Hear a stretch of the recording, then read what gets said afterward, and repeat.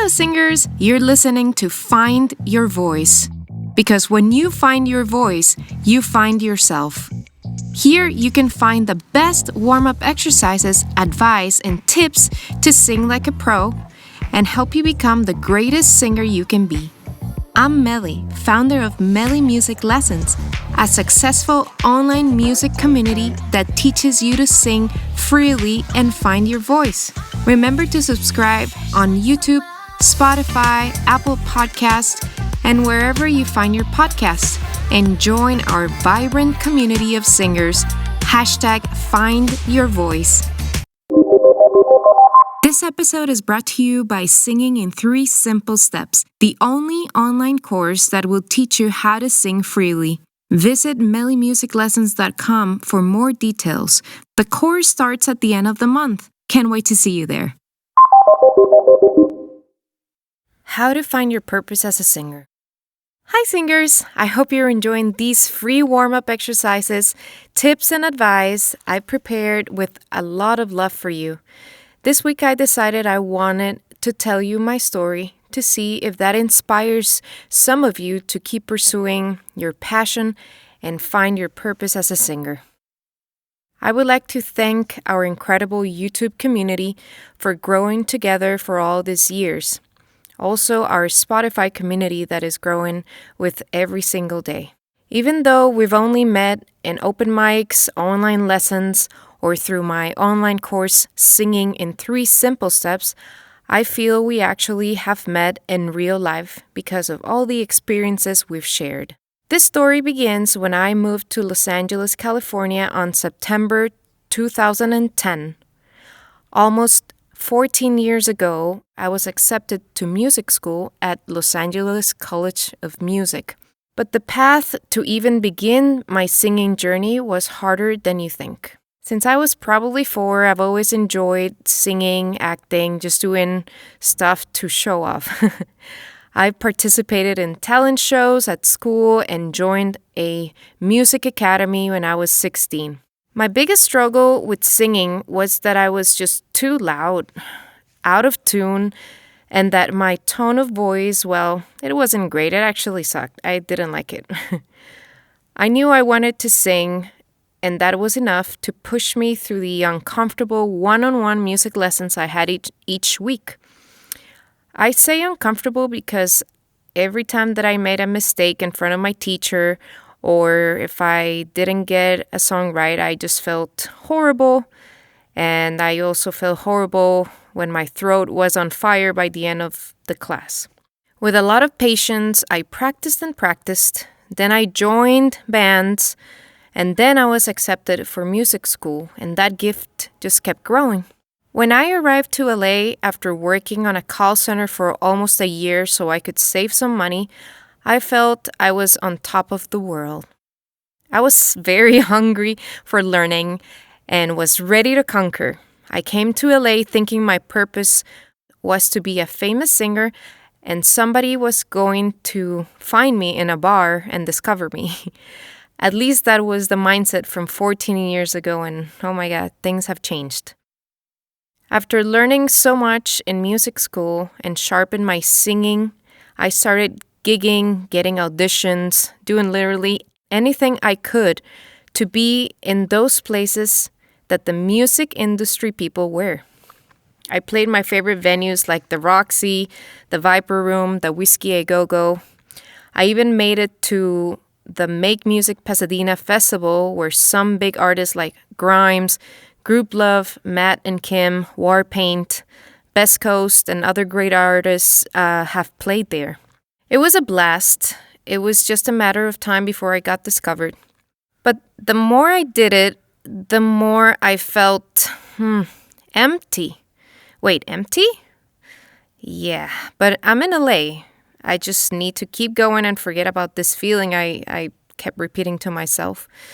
But it kept returning and it was kind of dark. So even though I was singing, I didn't have like a crowd or a community. A group of people who will follow you everywhere, and I really wanted that.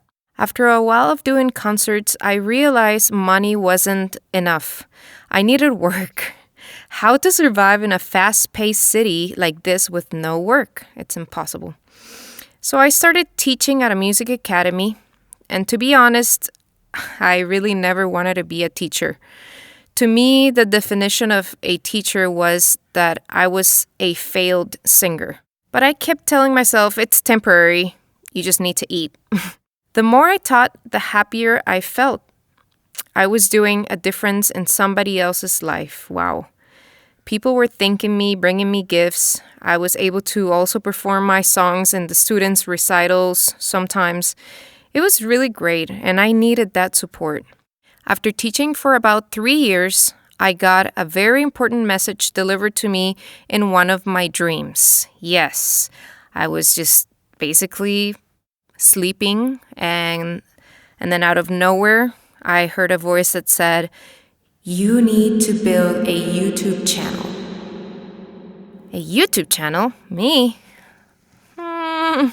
Like anything that doesn't align with what I want to do now, I ignored it. But it never really actually went away. It lingered and lingered and lingered patiently until one day I actually listened because I was depressed from not making it as a singer. After a while, I obeyed and I started filming very rough videos. The first ones were, well, painful to watch, like anything you've never done before. Then I decided I had no clue what I was doing, so I asked a friend of mine to help me film some videos in my apartment, and he agreed. These ones were much better, and he helped me structure what to say, the ins and outs of camera angles, etc. I couldn't believe we actually had 4 solid videos. Woohoo! It was time to upload them. I was sweating. I kept hearing this voice saying, "What if nobody likes them? This is dumb. I don't want to do this anymore." So I uploaded 4 videos on YouTube and moved on with my life. After 6 months, I started noticing people writing to me with positive comments about the way I taught, and the first video reached more than 1,000 views. To me, that was like amazing. So I told myself, maybe I have found a new purpose.